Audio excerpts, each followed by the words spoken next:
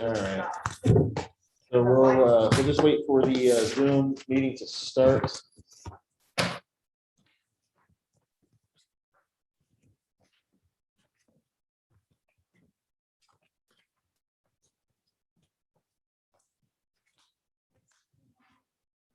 Oh, yeah, I think I have some extra. They're right here.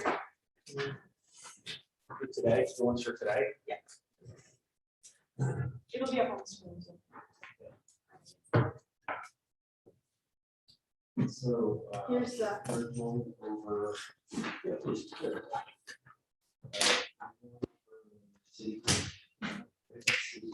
These are all.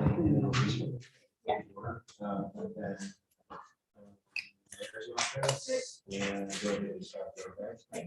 Yeah, this one's really good. And the cranberry one's pretty good. Okay, we're gonna kick this process off. We have today, we're gonna I would, just, it's fairly informal, more informational, but I do have an opportunity for public comment.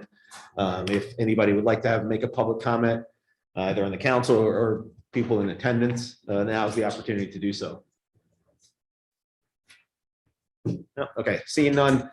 As a reminder, just like to preface these meetings as this is in preparation of the mayor's budget. The opportunity that I like to provide as part of these meetings is to have the department heads review their budgets, much like they did one-on-one with counselors, and have council make comments, share some concerns, express needs or desires for programs, or ask questions about funding for different programs or initiatives. And if there's any major concerns from council or department heads, that gets expressed so that I can take that information back and make some adjustments to the mayor's budget before the presentation on the 7th, which then kicks off a public hearing. And then the mayor's budget then goes to the council. The whole idea is to be a little bit more collaborative in the sense that the council can interact with all the departments as they're presenting, and then provide some feedback on what they would like to see or any concerns. And I can, again, incorporate that back before my presentation.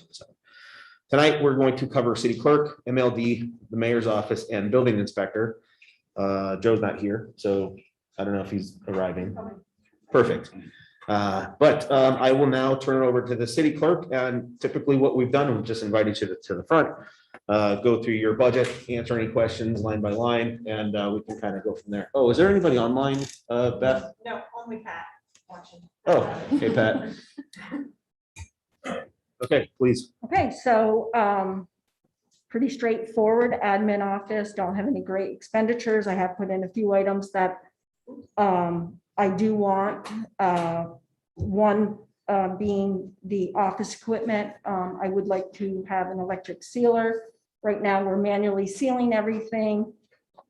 Last year, I think we did 69,000 in vital statistics. Divide that by $10, and that's how many we hand pressed, and that's just for people who are ordering birth, death, and marriage transcripts online. Doesn't count the birth certificates that come from the hospital, which can be anywhere from 700 to 1,000, and would say a third of those have acknowledgements of parentage. We then have to make 5 copies per. Each one has to be hand stamped. It's really at the point now where we really should be using technology and pay for that cost. I also put in a line item for conferences. I haven't been to a conference in 5 years. It's important for me to have my peers to bounce questions off, especially now there are cutbacks in the State Department. We might email the state. It might be a week or 2 before we get a response back.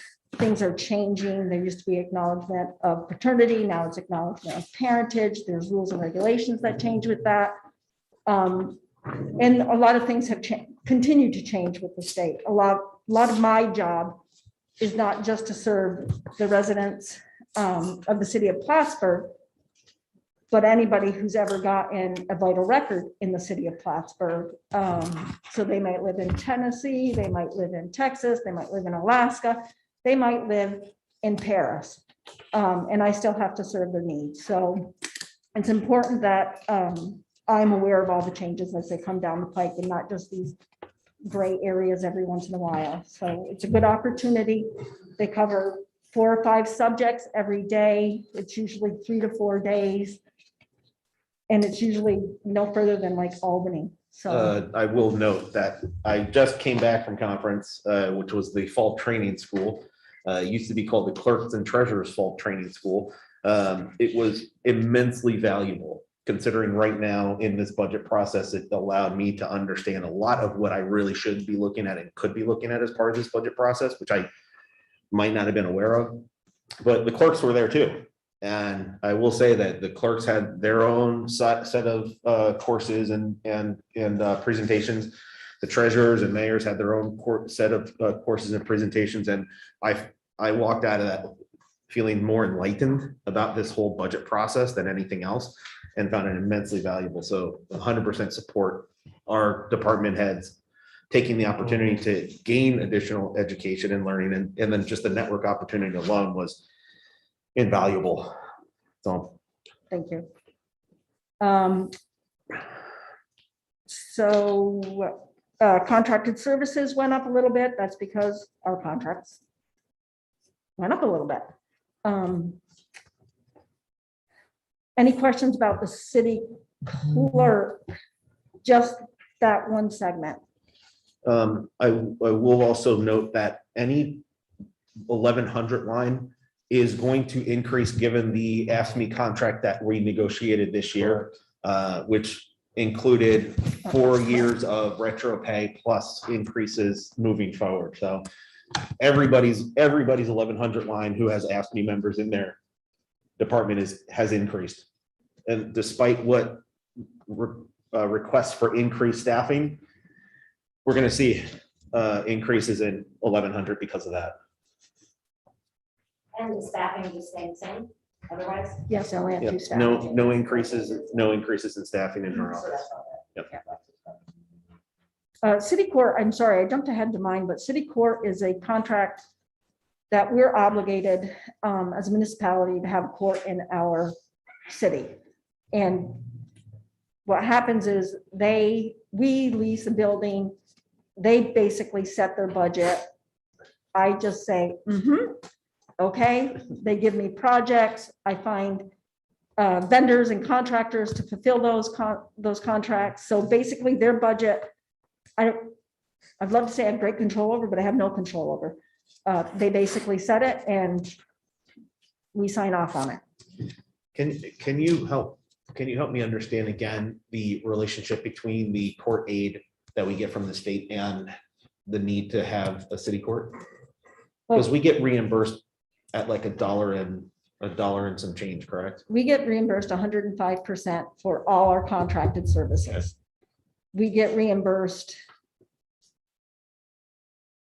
I want to say 97%. So Oval Development owns where the building that we leased. We signed a 99-year lease. So we're in it for 99 years. And we're probably only in it maybe 7 years at this point. So they take care of the exterior of the building. They take care of the property. We're responsible for the insurance. We have to reimburse them for the work that they do for snow removal, roof repair, a certain percentage. Most of what we put into the state, we get back a little bit more. That side of it, we only get about, I think, 97% now. I think that's what it is. 97% back for the Oval Development Yeah. reimbursement. Total cost of 94.3, you're projecting 89,000. And the insurance is just out of, that's what we have to pay. Is that so the 97% of the 94.3 is what is expected to come back in that state aid? Well, because it's a budget, and yes, basically, and the reason I go under is because I had to guess on the contract, the amount of money that was so they gave me projects. I had to guess it, not guess, get a contractor in there, get some pricing. That could come under when they get in there to do the job. So I don't I always go a little bit lower on the revenue side than I do on the expense side because, Yeah, that makes sense. Yep. But the revenue is actually 105 cleaning costs. So, right, But nothing. and the contracted services. right. So her revenue is actually 95% of the expense. Elections, the county kind of gives us that. It's kind of a rough estimate. I based it on the year before last. Last year's was a presidential year, so the number always goes up. Normal election years, you know, they do creep up. But I mean, this is an estimate. I still haven't gotten the, Richard hasn't gotten the number yet from the county, and I haven't gotten the number yet, so Or 2020. two. So I based it on 2020 because, or 2019, because 2020 was an election year, was a presidential Yes. year. And it always goes higher during that. And then we had an election this year. We haven't yet. We had one, didn't we have one in the beginning of this year? A special election? Not that I'm, not for this, not that the city would have partaken in, not that. Yeah, but Josh. For Kretzer's- Josh. Oh, for, but that was. Yeah, but it's in the city, so it's a city district that the city pays for. So this number might go up or down depending on Okay. that. All right, Like I said, it's just a we may want to reach out to ballpark. the Board of Elections and get that confirmed so that we can get a bit more accurate number They for don't that. usually give us that until, do they give us that? I'll email them and see if they're October. ready. They usually take a long, long time. to Yeah, get we- us the budget and even longer time to bill us for the action. All right, thanks. Municipal buildings, you see that some of the numbers I've increased. Last year, I had put in for a certain amount. The prior administration cut back. This year I'm over because of that, so contracted services is kind of what it is. I need that money. We have signed contracts. Water and sewer, we have more people in the building. That number was cut last year. It really should be closer to what I've estimated for 2022. Bingo inspector, we don't have a bingo inspector. Historian, while we don't have a payroll historian, we do have volunteers, and there's money set aside for them to possibly host some things, educational things for children, supplies, those types of items. The rest of this is all revenue. City clerk fees are basically FOIL request. You know, if something needs to be redacted, I can charge for it. If it doesn't, and I just flow it through the system. So it's a low number, but it is what, you know, $20 is probably what it is. And the council earlier last month, I believe, approved an increase of fee schedule for the clerk's office to be, to start on January 1st, 2022. And so these numbers reflect that modest increase. Yep, the license and the permit fees, yeah. The public safety is, a dog gets caught, goes to the SPCA, the owner has to pay us 50, or they have to pay the SPCA gives us $50 for it. Vital statistics, birth, death, marriage, that number can fluctuate depending on, it's, do you need it or don't you? I mean, I really have no control over it. That's kind of an average number. It dipped a little bit in some years. Well, last year because of COVID, kids just weren't playing sports. They weren't traveling to Canada to play hockey. They weren't traveling on planes to do other things. Parents weren't going on vacations, so they didn't need their birth certificates if they didn't already have them. All the other fees are my license fee, taxi, refuse, tree removal, sale of property. I do gifts and donations. That's the auditorium. We charge for the auditorium $100 non-refundable fee if the nonprofit organization is charging entrance to an event. And generally speaking, last year was not a good year. But previous years, we've had Adirondack Theater, Shazy Theater do plays up there. So the number was a little higher, but this is, I mean, we have had interest in using the auditorium for a play. I've cautioned them. Normally I ask for payment well in advance. I've told them if they fill out the application, I'll wait for payment because I don't know if the spike is going to go up. I don't know where COVID's going to be. So, and that's about it. Any questions?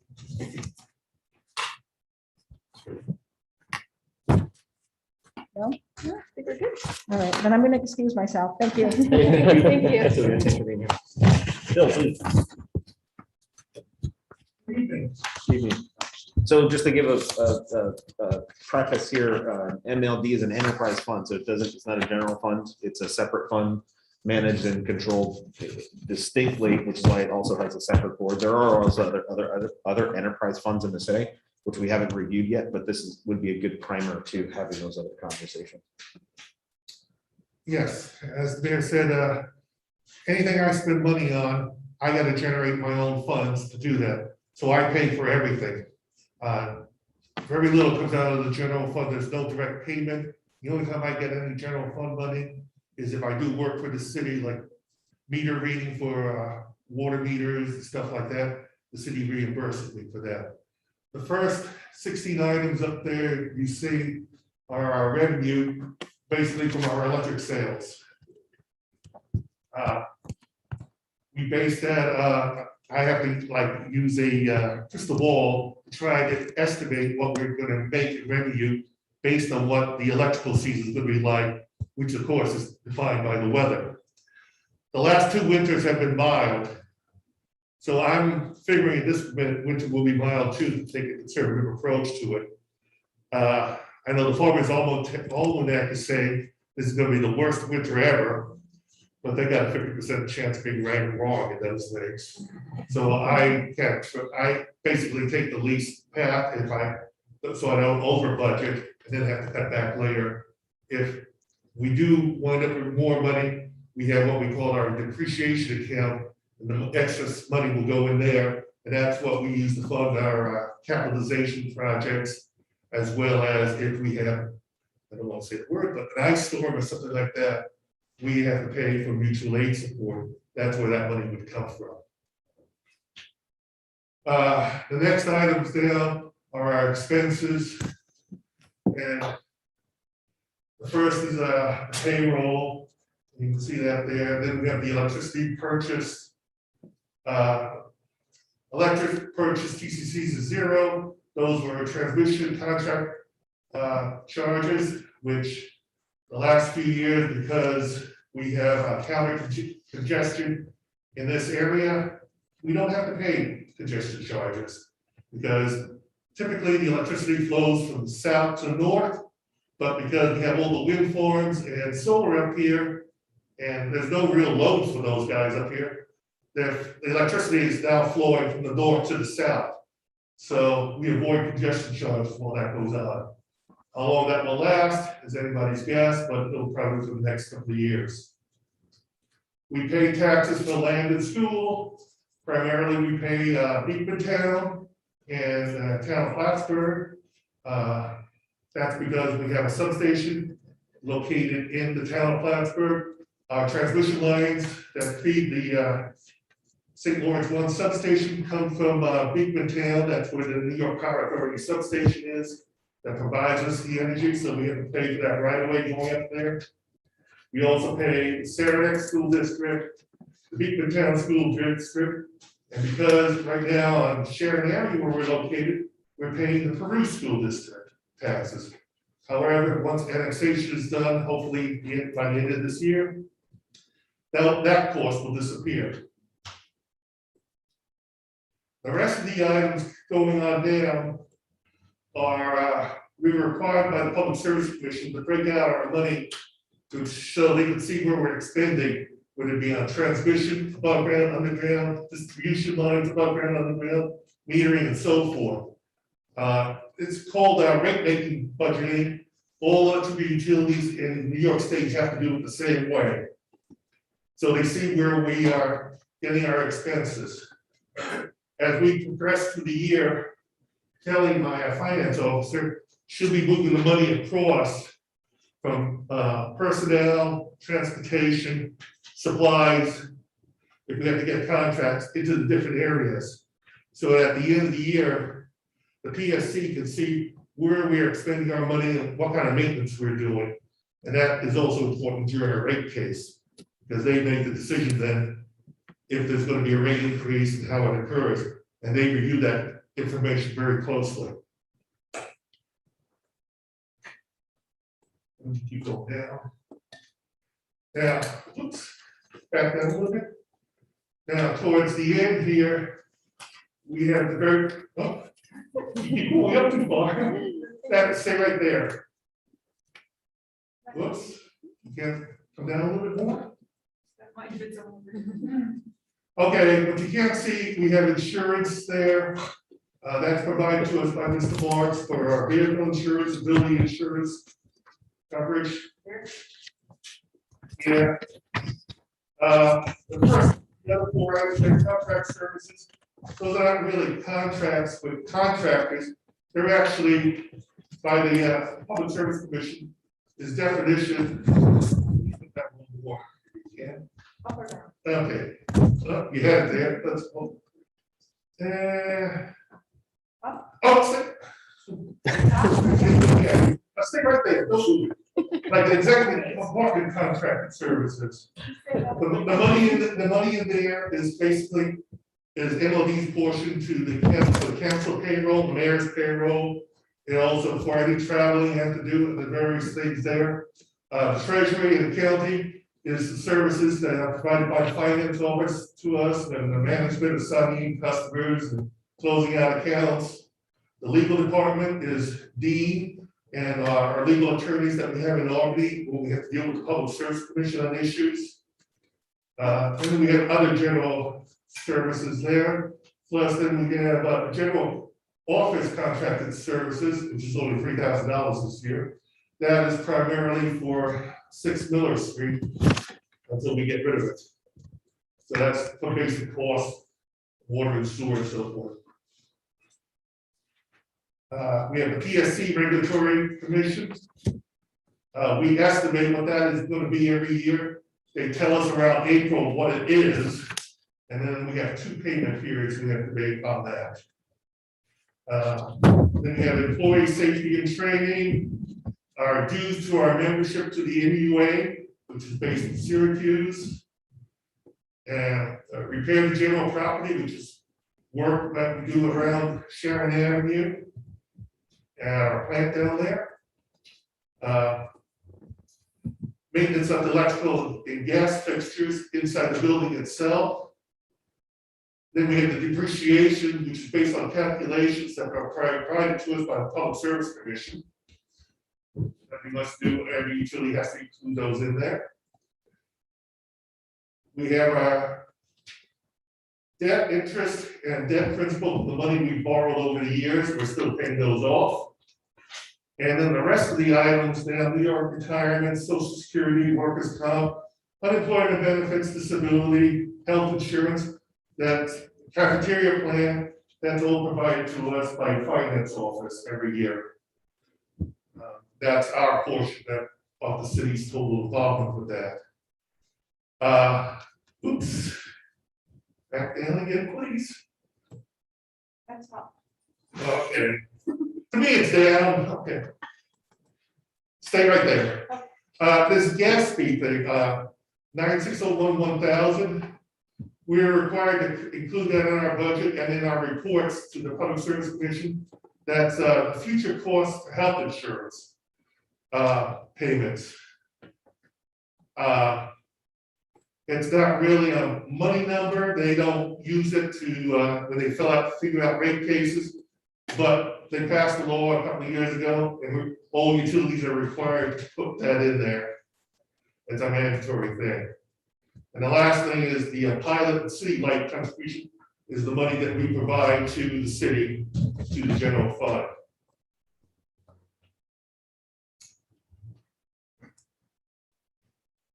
And that's all I have, unless somebody has a question. Yeah? Oh, no, you don't, okay, I thought you were. I'm reading. Oh, okay, sorry. Do you have any questions? Caitlin? No? No? Go ahead, there.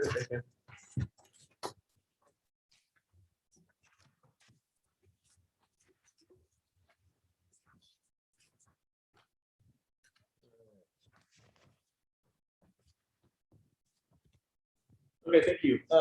So the mayor's office covers common council, the mayor's staff, the assessment office at the Clinton County, as well as corporation council. Last year, the council approved the addition of the community engagement coordinator, which is also included in this payroll budget in the mayor's office. This year, it was determined because of the community engagement coordinator moving to the mayor's office, there would be some expenses and revenues that came along with that position out of the CDO office, which includes the contracted services for publicity, as well as gifts and donation revenues, publicity revenues. The common council's pay is pretty much fixed. That includes an increase for Mayor Pro Tem. This year, I'm requesting that $2,500 be put into contracted services to allow for conference travel for one or more counselors. The regular payroll line includes the mayor, the mayor's confidential assistant, as well as the community engagement coordinator. Again, the increase here is due to the AFSCME contract, which the mayor's assistant follows. That pay increase, and then the change between the revised budget and the 2022 requested budget is because we did not use the entire lion's share of the community engagement coordinator pay, as that person didn't start until the middle of the year, and some of those monies were moved for other initiatives. Telephone line, as everybody's telephone line has kind of been adjusted. Copy and printing is pretty much the same. Conferences, that $2,500 conferences is for my travel, the mayor's travel to various conferences throughout the year. Assessment has gone down this year with the addition of, I believe, Sable in the full assessment services. The agreement with the county is that whenever a municipality in Clinton County takes on full assessment services, our share of that pay will decrease, which is what has been indicated here. Municipal association dues, that's $5,900 to NICOM. And again, that relationship and the membership to that organization has been invaluable. $250,000 down from $339,000 from last year for contingency. That includes potential bargaining unit payouts, any special incentives or initiatives that happen throughout the years. We've seen plenty of.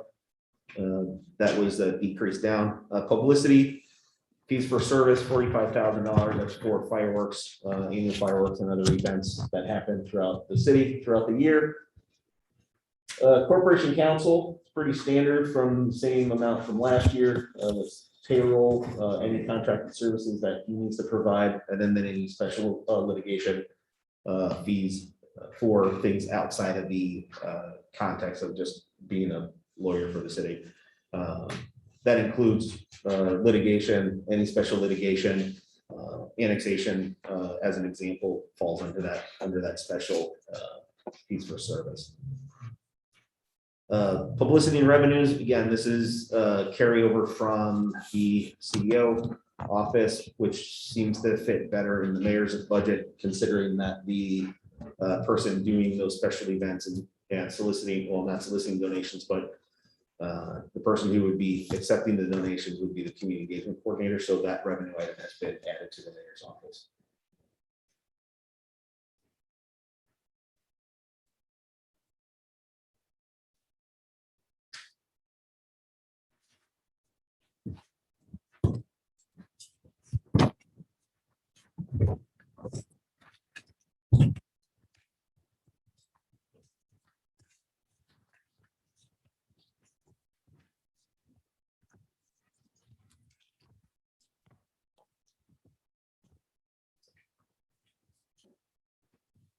review line 4440 again.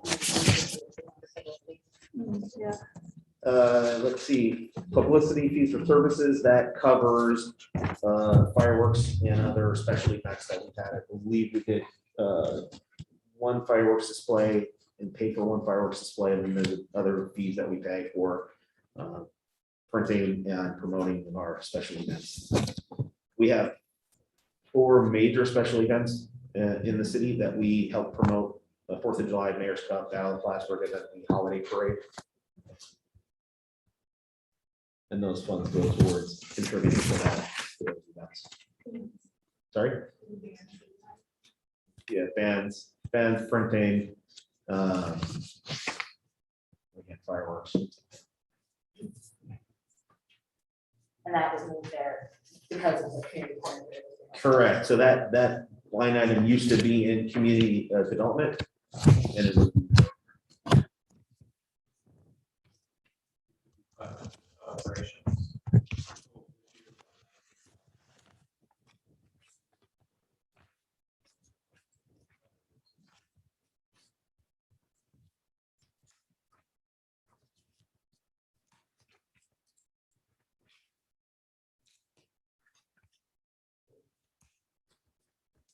I guess I was under the impression that fireworks were, came from donations to the events. Like, I didn't know there's any lines in the budget for fireworks. Have they been before?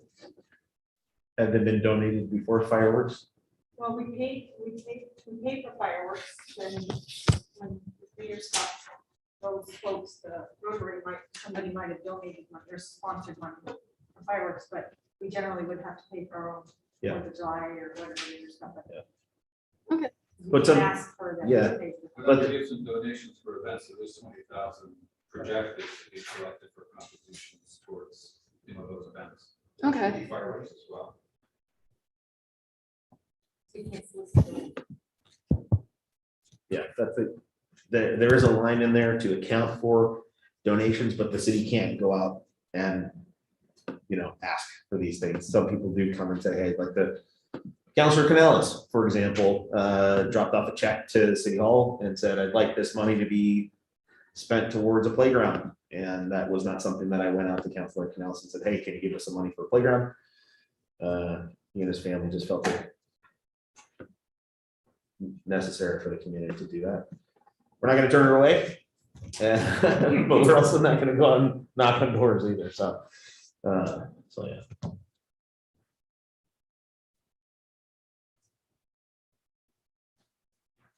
Any questions about that?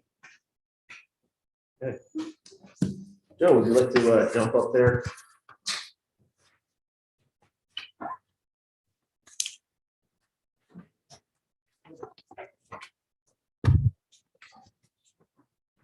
Hello?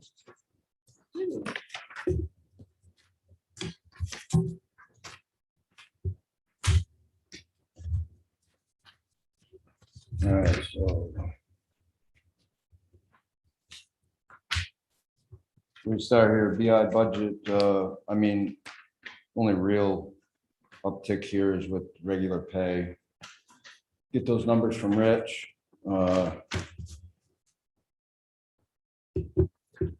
Looks like 29,000 for staff. There's $300 in there also for acting BI pay for 2 weeks that I'm out. Let's see. Overtime, same. Non-paid compensation is up 500. Vehicle supplies down 300. Vehicle parts down 500. Office supplies up 450. Telephone, that's down 3,200. Contracted services down 3,500. Print copying up 200. Employee training's up 500. We have another person in the office who's just been certified. So in the following year, 2022, he's going to be getting the same training that we all get. And postage is up 600. We got to send a lot of notices out certified for snow violations.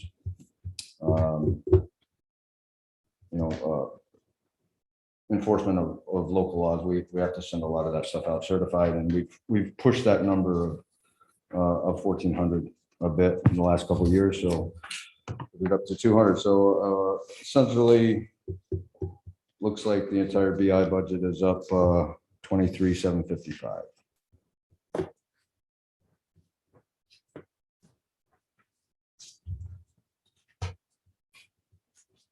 Questions? Just to go back to the 1,100, so staff is staying the same. Same amount of staff. Yep. Now, this year, because Joe's office, we implemented the rental registry. We added one person to his office, which was budgeted, and his office staff also moved up to 40 hours a week to cover the workload. The funds that are paid into the rental registry offset that extra person's expense. As you see in the 2021 revised budget. 40 hours. Yeah, everybody moved up to 40 hours. Yep.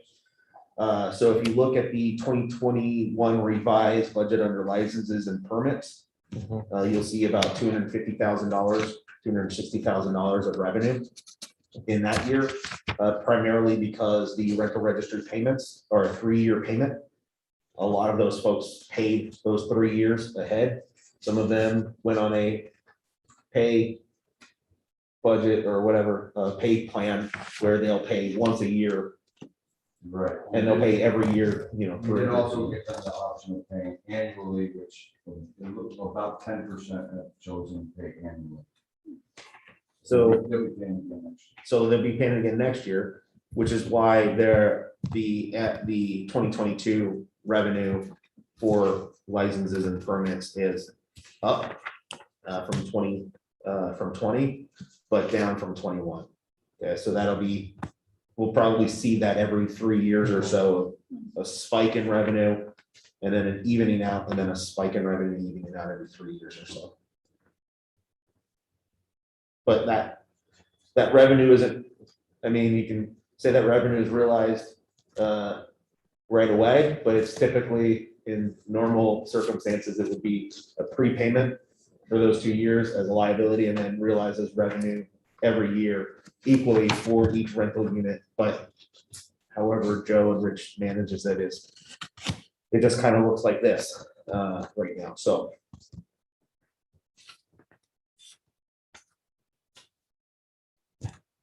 yeah, so if you look at the total budget for the revised total budget 2021, you'll see that the total expense of Joe's department was only 120,000. Where next year it's projected to be 290,000. And we'll just continue to see that cycle. We also handled the zoning budget. So overtime is up 1,100 from the 14 it was brought down to. It's up to 25. That's really a lot closer to the 5-year average that, it's usually between 2,000 and 2,500, and with staff getting the AFSCME raises, those hours don't go as far. Up 170 in office supplies. Up 500 in employee training. 190 in postage. Your contracted services went down significantly over the last 2 years. Okay, so this is the first year we've ever used it. What happened was, if you all remember, the zoning board hired their own attorney. And that's where all that money. Yes, I'm all glad to have that behind us. Speaking of that, I know that there's been, obviously there's some concern about that from the council years past. And if that's something that the council would like to address at some point, it certainly can be built into Absolutely. this budget process or following. It was the perfect storm for that to happen, because typically what would happen is the applicant would bear all of that expense. And if the applicant was a private citizen, there wouldn't have been an issue, but since it was a city sponsored application. I mean, it was the perfect storm for a problem like that. That'll never get by us, to that degree. Typically, it would be that caveat is in the ordinance to allow these boards to hire outside contracts. So what it would typically be is third-party engineering, and the planning board would usually do that. That's why that's in place, but it also, in this case, did include the ability for the zoning board to hire their own attorney. So that's what happened.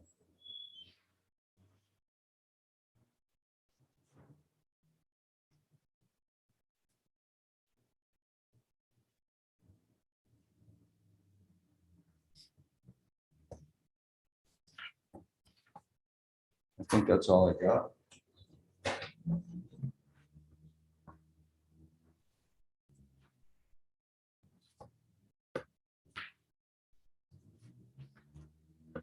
Joe's fees also, Joe, not just your fees, your office's fees went up this year. Based on that, there was a revision of his revenues, permits, fees, registrations, things like that. Thank you for that. Yeah, So- earlier this year, we did increase some of the fees that we felt were falling behind, and we certainly see an increase in our overall average moving forward. And it's something certainly that I would like to convey and see the city do that on a regular basis rather than every 6 years. Something that we're kind of fall behind on. Same thing with the clerk's office, same thing with Joe's office, is having fees not updated for several years kind of puts us behind. Makes us competitive, but it's also not quite indicative of market demand.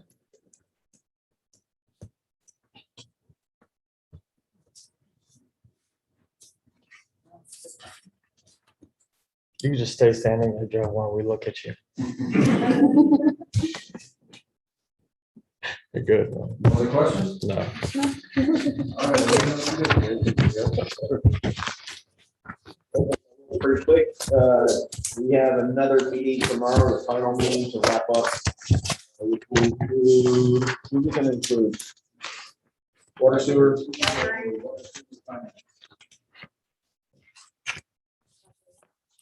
All right.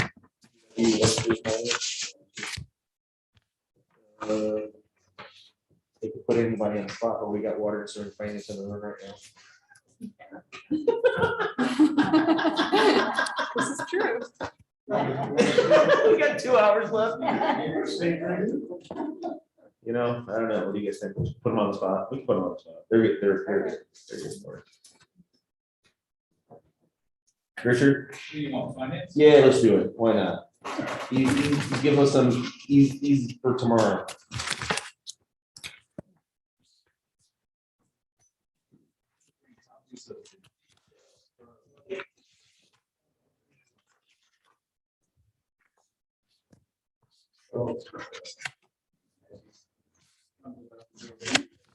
Thanks, have a good night.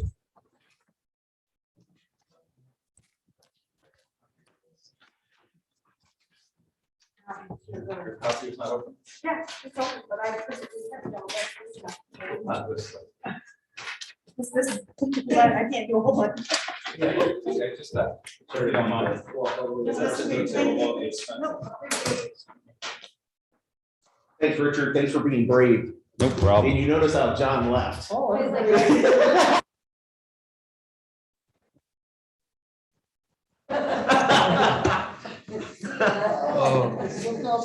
He really sure did, didn't he? Oh, that turkey.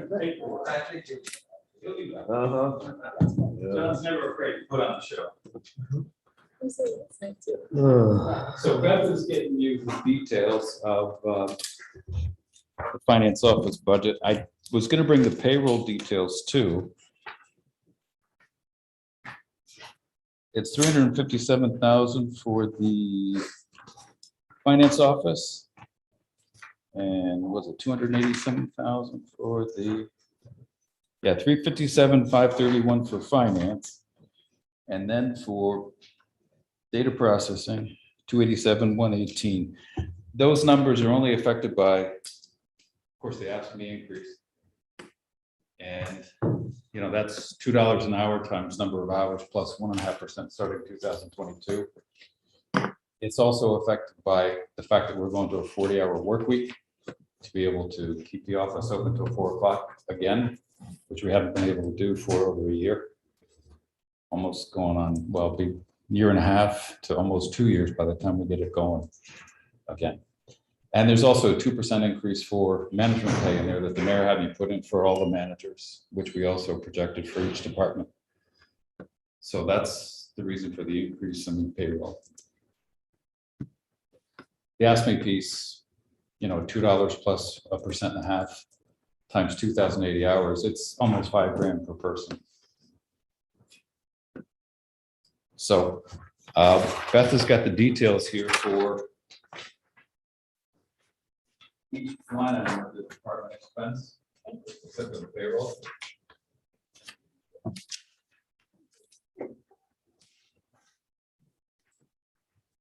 We don't budget for any overtime. We've stopped charging the city for overtime as of March of last year, haven't charged a dime for overtime. If our people work an extra hour, they take an hour within the week. They don't even bother with accumulating. They just know that we're trying to keep costs down and we're doing it. So with going to 40 hours, it gives us the opportunity to open up to the public again at 4 o'clock and still guarantee no overtime for next year. The extra half hour of work that they're going to get out of that each day during the day is still going to allow us to cover, and we'll have a little bit of a split shift where we're going to have someone say 4:15 to 4:30 each day to close out. They'll come in 8:15 to 8:30 each day. Because we have to reconcile all the cash, everything that we do during the day, we have to put it to bed and not let it go over to the next day, or else you start falling behind. And it's a snowballing effect. So closing out the day's business is important. And if we have that one customer that wants to come in at 4 o'clock and see their bills for the last 10 years and, you know, sit and discuss things for an hour, we have to take them out the door and say, okay, come back tomorrow. We'll do, you know, an analysis for you. So anyway, no overtime. Health insurance buyout, we only have one person doing that, and that's split between the two departments because we have a split of about 76%, 34% between the charges in the finance office being allocated to data processing as their support, the data processing chargeback that goes to the water, sewer, and MLD funds, and that's all for the utilities. And then we have office supplies. You know, we budget about 3,200 for that, and you know that's a pretty consistent number each year. And then we also have telephone, which has gotten reduced from the detail I gave you. Where did that go? That's been reduced to, I think, about $2,800 a line. Yep. So you originally had in for 4,310. I haven't changed this worksheet for the reallocation of the phone costs. So then we go to contract services, and you see we get an exact detail of everything we know we're going to have to spend. Burke Group, GASB 75, that's the OPEB future analysis. This is a small year charge for it because the interim period is not a full-blown analysis. Usually the full-blown analysis is 7,500, so it's around the 3,500 budget for 2022. Cathedral Court was for property tax bills and maintenance fees for, you know, some amortization software and a few other things. The air conditioners, and then we have the annual website fee for the city of Plattsburgh. We just leave that in our budget. Then we got printing and copying. The SimQuest is part of it. Tyler Technologies is a part of it. And we have print supplies and printing paper that usually run pretty consistent. The fees for services, that's an annual charge for reporting to the SEC about our outstanding bonds for the city of Plattsburgh. It has to be done every year. Continuing disclosure, they call it. Filing fees and title searches and so forth are listed there for foreclosures. That can vary depending on how many people we're looking to pursue foreclosures for. Right now, we got letters going out to probably 36 people haven't paid their 20 and 21 taxes, and probably another 30 people that are falling behind on the payment arrangements. So it depends on how that all comes out within the next 2 months, how well we pursue the collection of those things. Depends on what happens with this expense line, how well that works out for us. And then we got ShredX, which is document shredding. And we have merchant service fees for $200 in there, which is charges from our credit card merchant for returned items. And you have postage, and it's basically for mailing our AP, general correspondence, mail notices, and property tax bill. Then data processing is the next section, and that's the 1168 line items. This is where we're gathering all the processing costs for the utility bills and the collections of the payments for the utility bills for the entire city. We charge back the water and sewer department and MLD.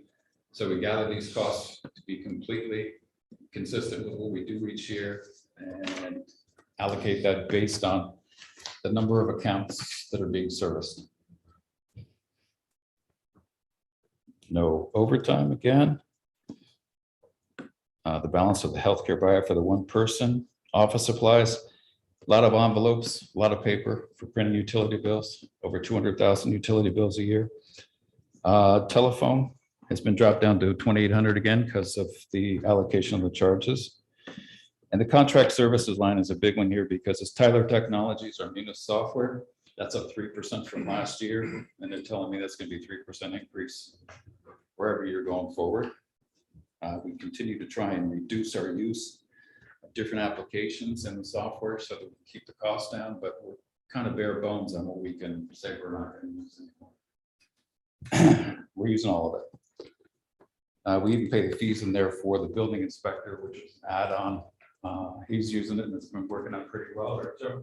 That's right. Okay.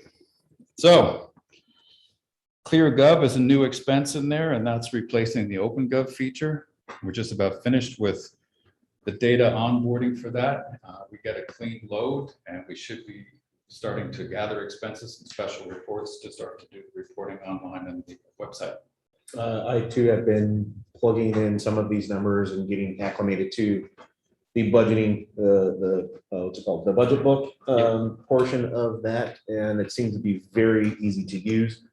So far, I'm very excited to start to add these bits and pieces in there. Hopefully, that tool can be handed off to council as part of this process post public hearing, and to see if that would be useful, or whatever tools would be useful for the council's portion of this budget. So that's a full year charge for that software for next year, and that gives us every option that they have, I believe. Our old cost was $18,000 a year for OpenGov for only one of their applications. I think the full cost for them was in the 60 range for all the features we're not getting ClearGov for the 27. Bcc Software, that's our bulk mailer software. Make sure that we do things according to the way the post office needs them, with intelligent mail barcodes and all the different criteria for sorting our mailings. They have to be about zip code and so forth. Quadient is our annual postage meter rental.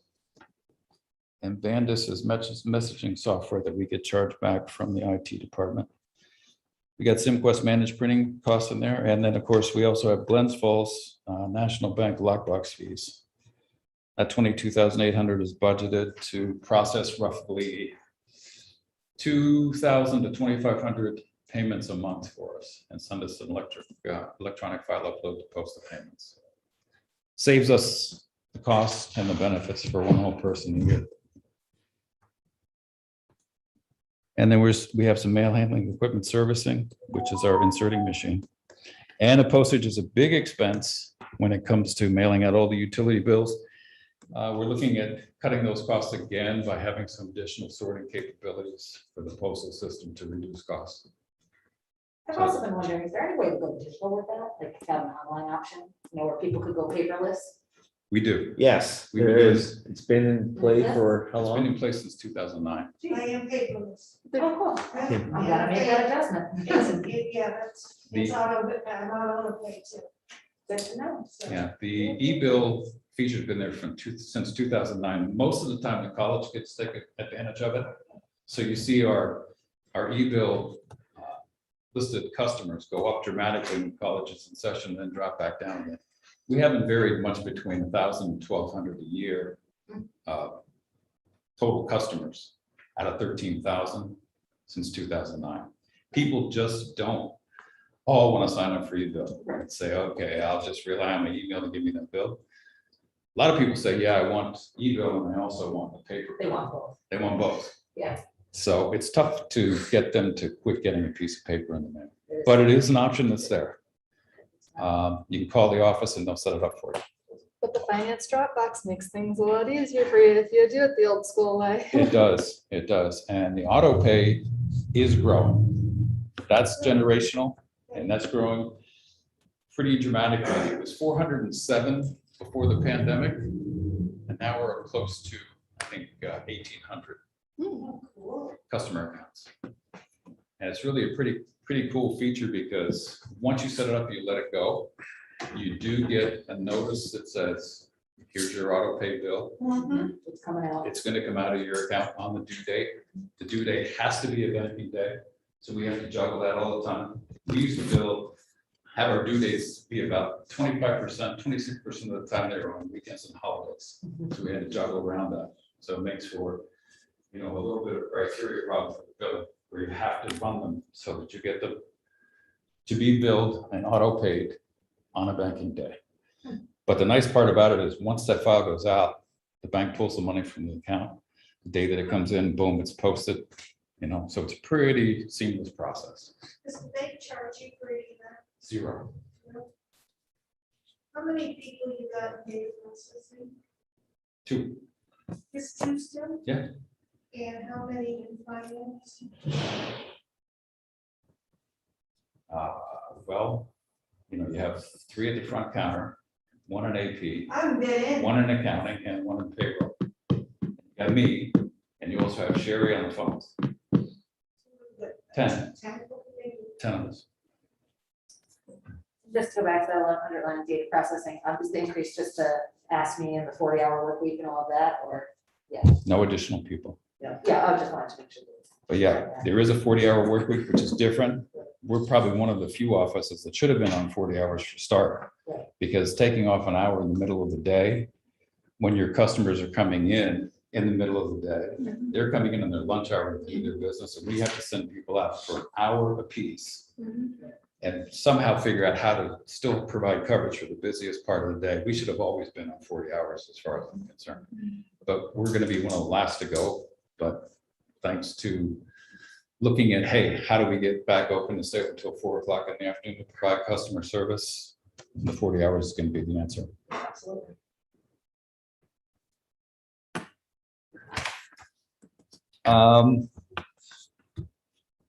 So that's pretty much the details of the budget. Now, we do additional things, or I do additional things. We do the auditing fees, and I allocate those. We look at the insurance, and I allocate those. Insurance has gone down for MLD, gone up for some different locations. That's the municipal land. That's something that we're billed for. The general fund, it covers the properties of DPW, and it covers, I think that's it, DPW's charges in there. They're being charged by the town of Plattsburgh and also for the preschool district. Traffic lights comes from MLD, that's charged in, and it's actually covered back out in revenue from their pilot. Same with the street lighting. These two combined are part of the pilot from MLB. And then this is where you get into all the benefits. Here's the retirement. The police and fire retirement, and the general retirement, we think they're gonna go down because the rates have actually been reduced. So we're still hoping to get the final bills for that for the projection for next year. Usually stick with those projections because the state, they pretty much bill you what they project. They don't usually change that too much. Social Security, of course, is based on all the payroll. And then we've got workers' comp. That's a fixed 2-year contract. This is the allocation of the general fund. So these are things that I calculate and put together based on the billings from the vendors. Let's see, unemployment, we usually don't have a lot of unemployment. And obviously, last year we did, because 2020 was a very different year for everybody. Disability, that's pretty much based on your payroll. Here's the healthcare, we're leaving it the same as last year's budget. That's what the actuary said to do with it. Vision care, very small item. People can, under the contract, get special glasses for working computers. Cafeteria account, once again, a small contribution from the general fund. And we have cafeteria account for the police department. That's a special contribution for them because they have an additional $400 per person that they can use in cafeteria spending. 207A, that's the retired disabled firemen. They're down to 5 people under that. When I first started working here, we had 14. So we're making progress in getting those fellows off disability and off the books. 207C for police is gone.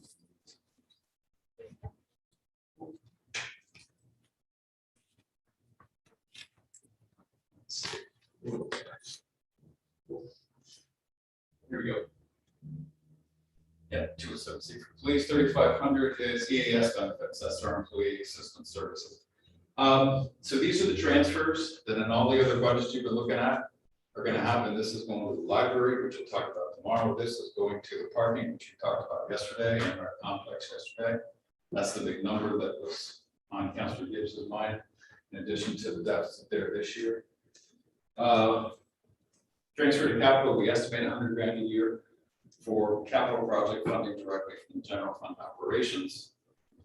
And this 21,500 is our matching contribution for the college's contribution to the aerial fire truck 20-year plan.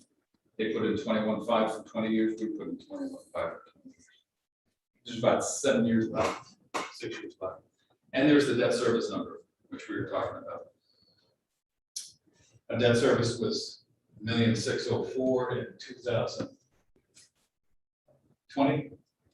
It's up to $1,963,000 this year because of the 2020 serial bond that we floated at $300,000 just the general fund alone. It's a $6.8 million debt. And now here's the continuing debt for all of that for next year. I haven't looked at what we have to borrow for next year. Still got to put a number together. It's in the 4 million range, so I can get that to everybody. We can decide if we want to do it. Put it in place for next year. Or if we want to wait until the beginning to have a stretch into 20 years. Probably would add 250,000 to this.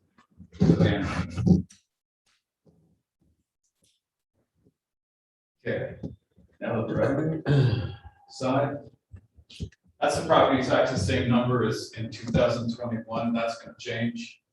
And of course, this is deferred taxes, which is what they call the emitted taxes. That's calculated by the county assessor. That's the actual number. 30,000 is the amount that I think we'll write the reserve down by because we get better and better at collecting every year. And this is housing authority money. This comes in from Dock and Seaboard. Used to be 850,000 a year. I remember that. That's what we're down to. Yeah. And 70,000 is interest and penalties. That's an estimate of what we're going to earn for property tax, interest, and penalties. So non-property tax.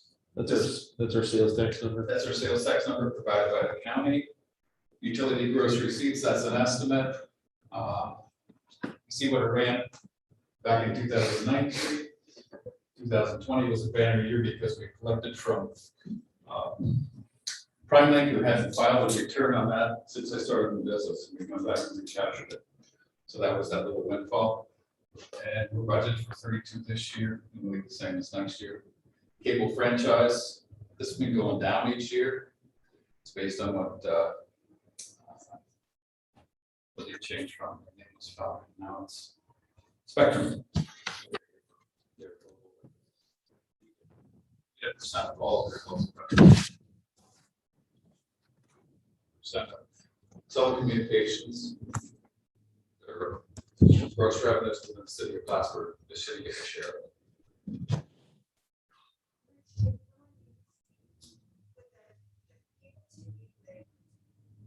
Is that some of the money that we see that they increase on our bill? So that 225 is part of that? Because that just went up, so I don't understand what that 225. Yeah. Their revenues, Sorry. their revenues have been going down every year. And their gross revenue is what a 1% earning to the city is based on. Okay, So as their revenue goes down each year, their gross sales, our revenue goes down at the 1% of the gross sales for the year. So I think their individual charges might be going up, but gross revenues are going down. Because membership is down, because there's other media. People are contracting with like Verizon and other providers. Whether contracting, yeah.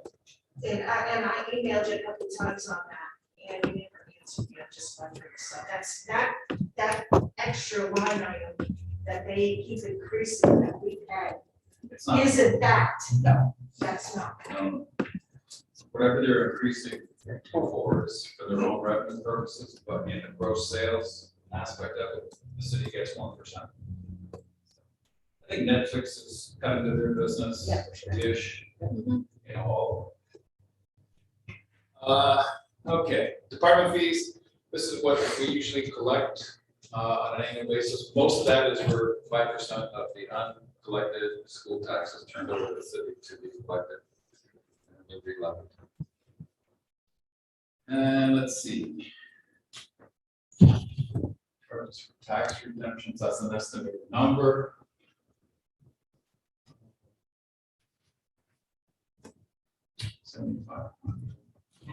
Temporary investments, you know, the interest rate that we earn is 0.2%, so it doesn't matter how much surplus cash you really have, it doesn't earn that much money anymore.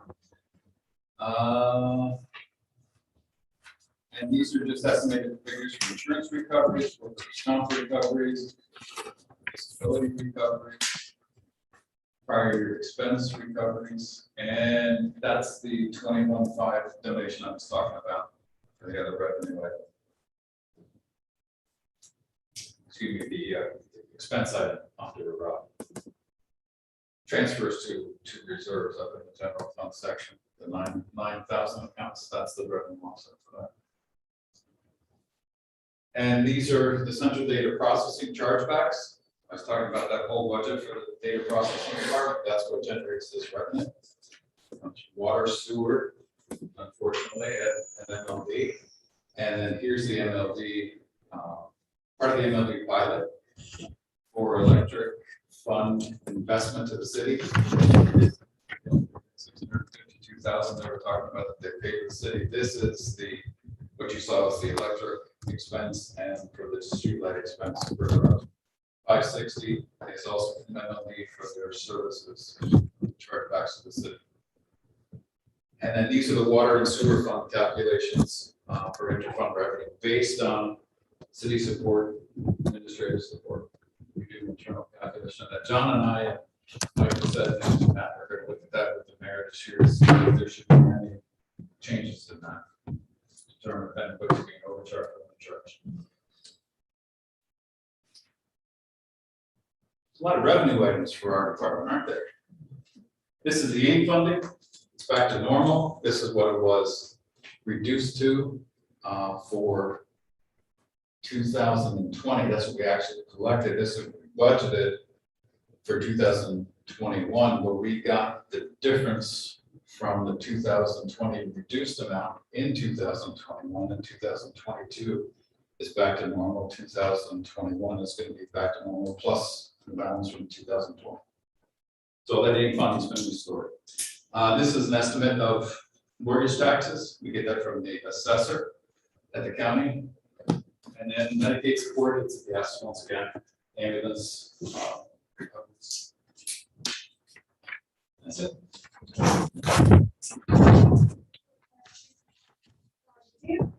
You said you only got 2 employees.